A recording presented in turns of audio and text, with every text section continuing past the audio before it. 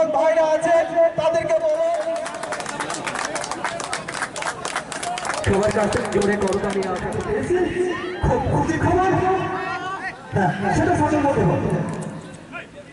খুব সুন্দর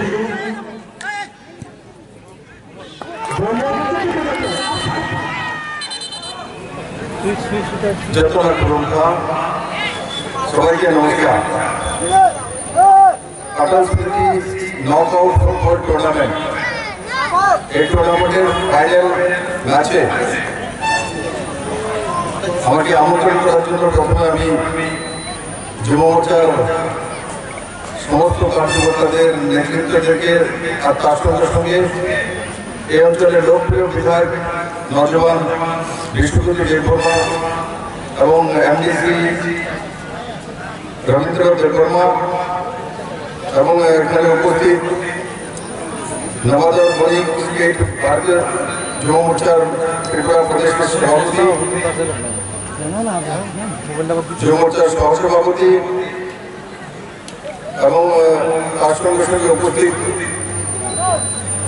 মঞ্চে অন্যান্য কার্যকর্তা, অন্যান্য পদাধিকারী এবং বড় মাত্রায় উপস্থিত আমার ফুটবল প্রেমিক ভাই বোনেরা এবং দুই দলের সমস্ত প্লেয়ারদের এবং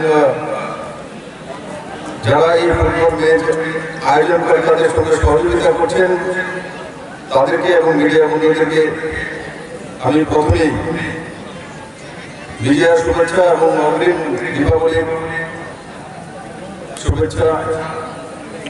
আর তার সঙ্গে সঙ্গে আজকের এই যে কার্যক্রম, যে নেশামুক্ত ত্রিপুরা তৈরি করার জন্য যে মূল মন্ত্র, যে স্পোর্টসের দিকে, খেলকুদের দিকে নজওয়ানদেরকে নিয়ে যাওয়া, তার একটা বড় পদক্ষেপ হিসাবে আমি সেটাকে মনে করি। এবং তার সঙ্গে সঙ্গে ত্রিপুরার সার্বিক বিকাশের জন্য শিক্ষা হোক, স্বাস্থ্য হোক, ইনফ্রাস্ট্রাকচার হোক, তার সঙ্গে সঙ্গে সুস্থ মনের অধিকারী হতে হয়। আর সুস্থ মনের অধিকারী হতে গেলে শরীর চর্চা, সুস্থ শরীর সুস্থ মনের পরিচয় হয়। তার জন্য এই যে যুব মোর্চার দ্বারা এই নক আউট ফুটবল ম্যাচের আয়োজন করা হয়েছে, তার জন্য আমি যুব মোর্চার কমিটিকে সাধুবাদ জানাই। আর এই বিষয়ের সঙ্গে সঙ্গে যে এই অঞ্চলের লোকপ্রিয় বিধায়ক বিষ্ণুপতি দেববর্মা খুব কম সময়ের মধ্যে, যেটা বিগত 70 বছর পর এই যে খোয়াই চৌমনি থেকে সিমলা রোড 9.5 কোটি টাকা খরচা করে মেরামত করা 70 বছর পর সিমলাবাসী পেয়েছে। তার জন্য আমি সবাইকে বলতাম হাততালি দিয়ে বিষ্ণুপতি দেববর্মাকে 70 বছর পর সিমলাবাসী পেয়েছে। তার জন্য আমি সবাইকে বলতাম হাততালি দিয়ে বিষ্ণুপতি দেববর্মাকে শুভেচ্ছা জানানো। যে বিধায়ক যদি নজওয়ান বিধায়ক, কর্মঠ বিধায়ক হয় তো ফুটবল ম্যাচও হয়। আর তার সঙ্গে সঙ্গে আমাদের জীবন রেখা যে রোড রাস্তা, সেগুলো জড়িয়ে 70 বছর পর গিয়ে আজকে সেটা মেরামত করা হয়েছে। তার সঙ্গে সঙ্গে যাত্রামালা যে পিএসসি হসপিটাল ওয়াটার সহ তা চালু হয়ে গেছে, ফুল পেয়েছে। 33 কেভি ইলেকট্রিসিটি যে সাবস্টেশন তার উদ্ঘাটন, তার সঙ্গে সঙ্গে যে স্কুল বিল্ডিং এর ইনঅগ্রেশন এবং জেএনবি স্কুল খোয়াই চৌমনি থেকে তার যে রোড 36 কোটি টাকার খরচা করে তার কাজ চলছে।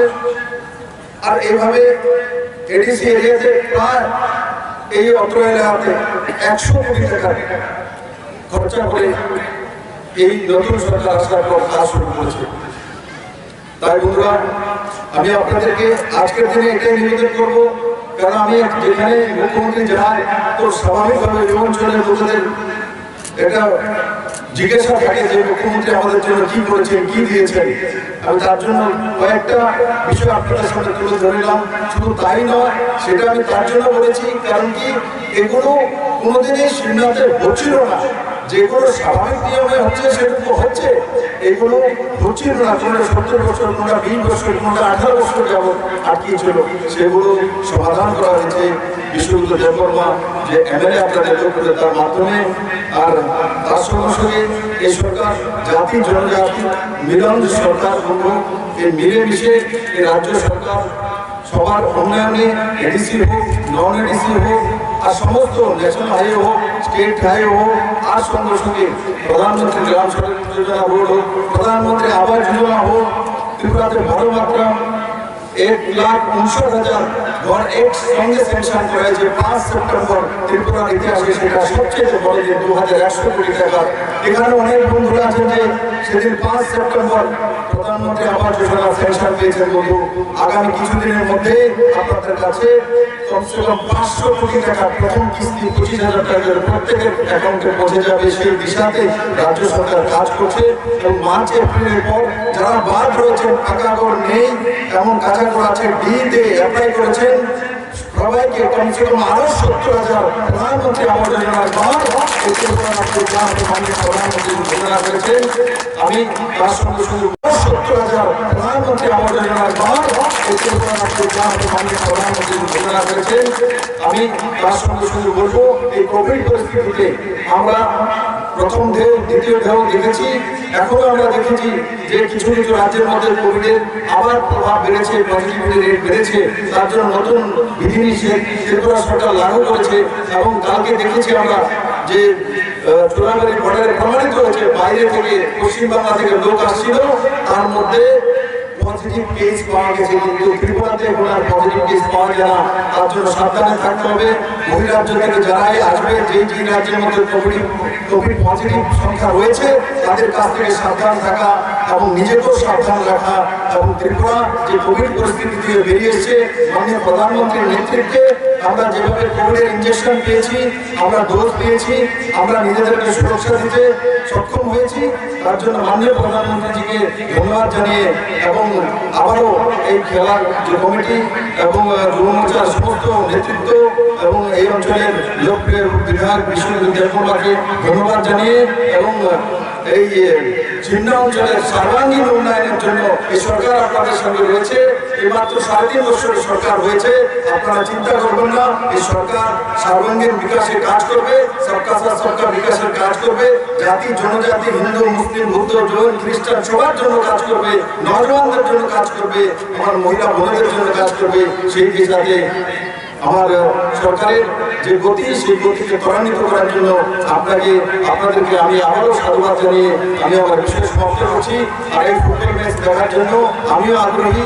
আবারও সবাইকে অনেক অনেক ধন্যবাদ জানিয়ে আমার বিশেষ সমাপ্ত করছি। জয় হিন্দ।